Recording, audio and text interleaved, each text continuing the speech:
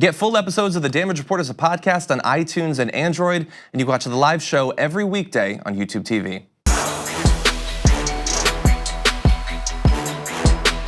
So last week, to justify the banning of a reporter from the White House, which many people have moved on from and are forgetting that that's like fundamentally an assault on the First Amendment here. Bizarre thing that I cannot believe we cannot all agree on. Yeah. What is happening? The discussion about the First Amendment here in this country is absolutely ridiculous. Yeah. Like, this is the most blatant way that you violate that in America. And most people were like, Jim Acosta seems kind of rude. I don't care. I don't need to stand up for the Constitution. People want teachers to be able to say the N-word in the middle of the classroom, but they don't want reporters to be able to ask questions. Yeah, it's this pick and choosy thing. It's ridiculous. Yeah. Anyway, to justify that, the press secretary went to a conspiracy theory website, downloaded an altered video of an altercation between Jim Acosta and an intern, and then posted it as if it was real. Now, we and everyone else have shown that it was altered.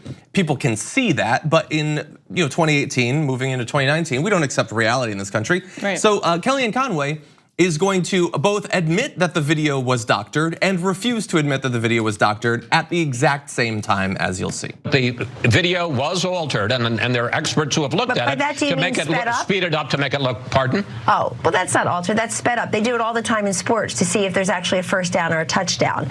What sport does she watch? She made references to football, but I don't think she's actually seen it. Right. So first of all, I believe that the dictionary definition of sped up is altered to be faster. So yeah, that is changing it. Right. And it's not like they sped up the video, they sped up one bit of the video to change your interpretation of that bit, and it worked. Those on the right now believe that he Jackie Chan'd that intern in the face somehow. And she said he put his hands on the intern, which even in the altered video, his hands literally never touch her.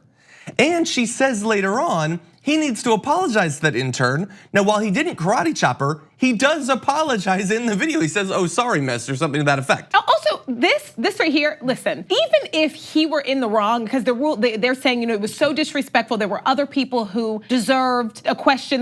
There should be something better in place to get someone else the ability to talk than physically snatching something out of somebody's hand. That was completely unprofessional, inappropriate behavior, even on her behalf. And I think that she's this, White House aide has been almost like victimized a little bit, like like he touched her. It's inappropriate for me to snatch something out of your hand if I'm not happy with what you're saying. That's not what we should ever be doing in the workplace, ever. Yeah, by the way, that video that we were showing you was the manipulated version. So if it looked like he was chopping her, it's because it was I'm so altered. focused on this. That is not okay. I agree. They don't speed okay. up video in football replays. They slow it down so that you can see it more. It's the exact opposite. You would never, ever speed anything up. That doesn't make any sense. But now it worked though, because now instead of talking about what actually was wrong, we're debating whether fast forwarding is altered or if it happens in sport. It's like this, she works. Yeah. Well, look, that's why we started this discussion with describing what this actually is. And some people. There's some people that just give up. Oh, it's about Jim Acosta, or it's about Trump, or it's about is that really news? Is that really news? What do you when he effectively ends the First Amendment? What do you think that's going to look like? It's going to involve him, first of all, and it's going to involve a particular reporter, a reporter who you might agree with on some things or not. Ignoring a story like this, just because it involves a person like Jim Acosta, is ridiculous. And by the way, it is playing in exactly into Donald Trump's, the whole reason he's doing this to Jim Acosta is because he thinks his fans will accept it. And if you are not one of his fans, but you still accept it because you don't like Jim Acosta, you are doing his work for him. He is doing a trial balloon to see if he can unilaterally strip the credentials of people that come into the White House and do reporting. And if they can do it to Jim Acosta, they can do it to literally anyone else. A couple days after that, he said that they might do it to more reporters if they don't show sufficient respect to the White House and to the president. Those are the ramblings of Saddam Hussein. Those are the ramblings of an autocratic dictator. But now Donald Trump is doing it. And some people out there saying, this isn't news, it's about Trump, I don't like it. You are seeing him lay the groundwork for ending media, free access and information coming from the media about what the government is actually doing.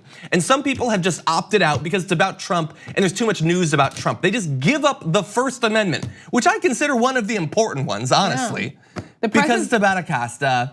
Is it really news? You're right. God, people are so damn frustrating. CNN, you know, the message that this team is trying to get out, it works. You know, like their followers now have a whole new argument to go with. Yes, frustrated.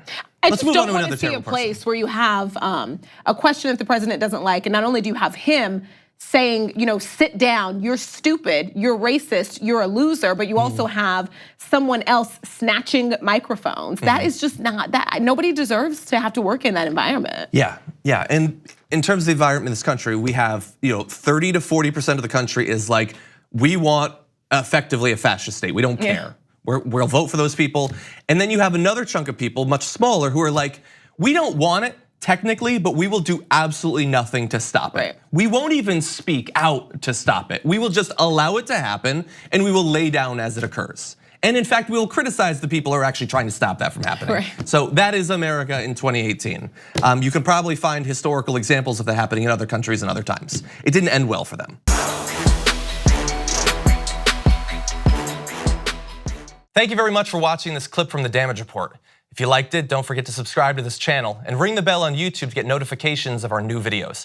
And of course, you can catch the full Damage Report live every weekday at 1 p.m. Eastern, 10 a.m. Pacific on TYT Network on YouTube TV.